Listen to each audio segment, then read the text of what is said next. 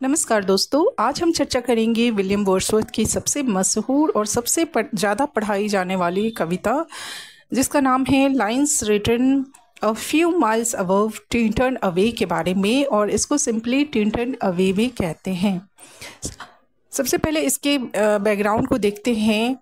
Wordsworth पहली बार 1793 में Tintern away की घाटी रिवर वाई के किनारे आए थे।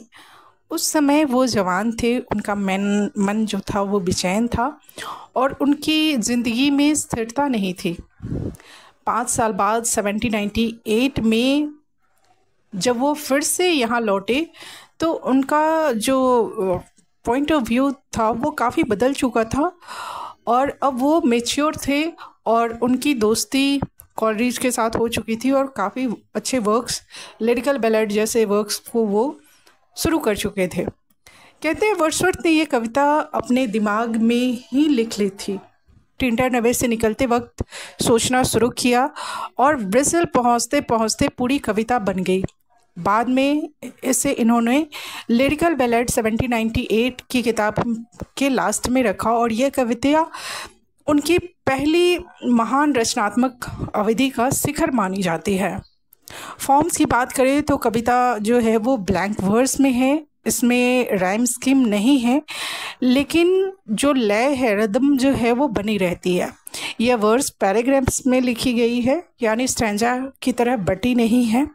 इसमें ओड और ड्रामेटिक मोनोलॉग दोनों की झलक मिलती है और जो विद्वान है इसे अक्सर कन्वर्सेशन पोएम कहते हैं, क्योंकि यहाँ कवि सीधे अपनी बहन डोरोथी से कन्वर्सेशन करते हैं।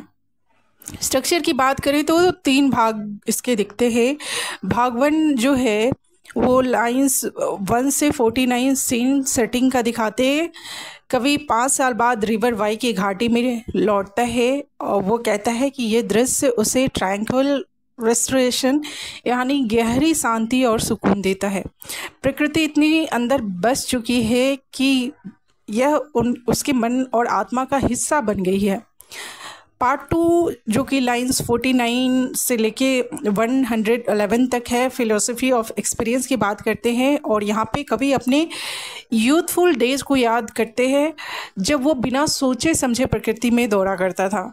अब उसे एहसास होता है कि प्रकृति जो नेचर है, प्रकृति जो है हमेशा उसके भीतर थी, भले ही वो दूर रहा हो।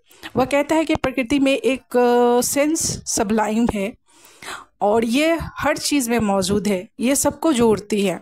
यह उसके लिए एंकर, गाइड और मोरल स्ट्रेंथ है।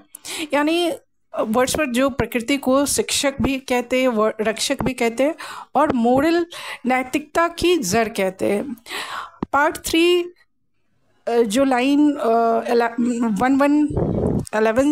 111 से 159 तक के लाइन्स है, उसमें वर्ड्सवर्थ अपनी बहन डोरोथी को एड्रेस करते हैं और कविता के अंत में कवि अपनी बहन डोरोथी को संबोधित करते हुए कहते हैं, my dearest friend, my dear friend.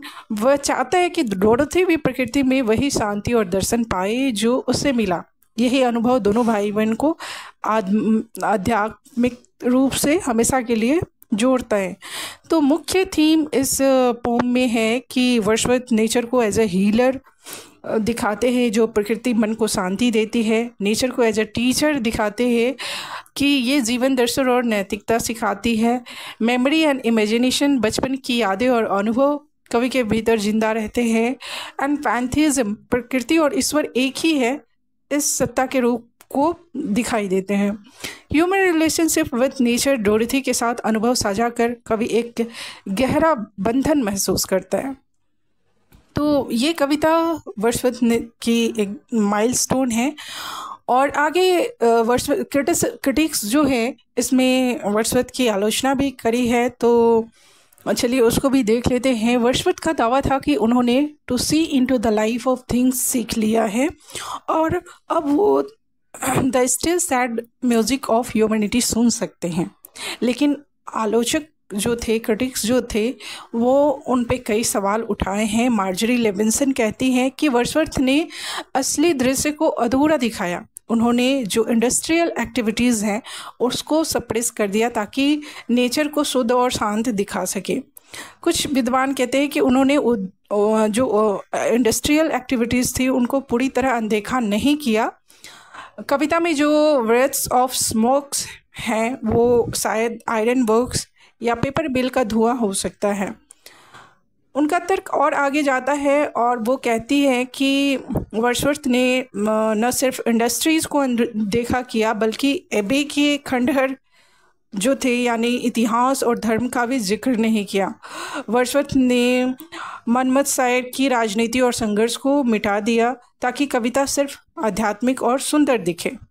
तो इस तरह से टिंटन अवे हम कह सकते हैं कि सिर्फ एक लैंडस्केप पोएम नहीं है, ये मनुष्य और प्रकृति के रिश्ते की दार्शनिक यात्रा है। आलोचक भले ही कहे कि इसमें सच को छिपाया गया है, लेकिन इसमें कोई शक नहीं है कि यह कविता जो इंग्लिश लिटरेचर में नेचर और सोल के रिश्ते की सबसे खूबसूरत एक्सप्रेशन है।